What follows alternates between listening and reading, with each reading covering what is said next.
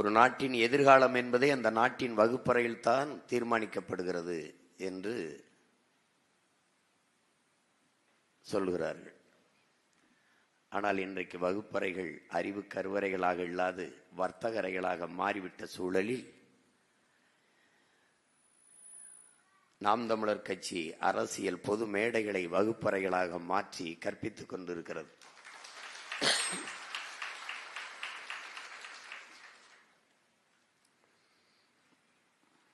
மரங்களோடு பேசுகிறார்கள், மாட்டு ஆடோடு பேசுகிறார்கள், மலைகளோடு பேசுகிறார்கள், ஆறை பற்றி பேசுகிறார்கள், கடலை பற்றி பேசுகிறார்கள், தண்ணீரை பற்றி பேசுகிறார்கள். ஏன் பேசுகிறார்கள்?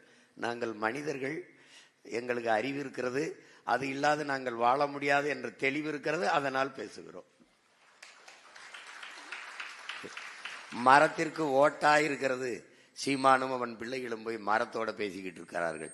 மரத்திடத்தில் எங்கள் ஓட்டு இல்லை, மரத்திடத்தில் எங்கள் உயிர் இருக்கிறது, அதனால் பேசிக்கொண்டிருக்கிறோம்.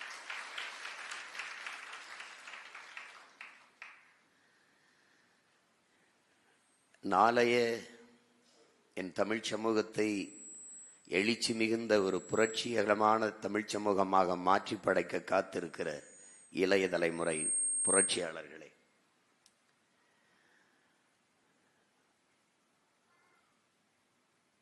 மாசேத்துங்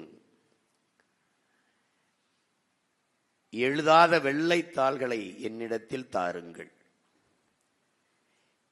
எல்லோரும் எழுதி எழுதி வைத்த தாள்களை எனக்கு தராதீர்கள், எழுதாத வெள்ளை தாள்களை எனக்கு தாருங்கள்.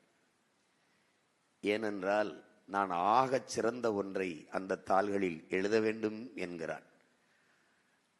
அதனால்தான் என் அன்பு பிள்ளைகளே, உங்களை கூட்டி அமர வைத்து ஆகச் சிறந்த ஒன்றை எழுத வேண்டும் என்பதற்காக உங்கள் முன்னவன் உங்கள் முன்னால் நிற்கிறேன்.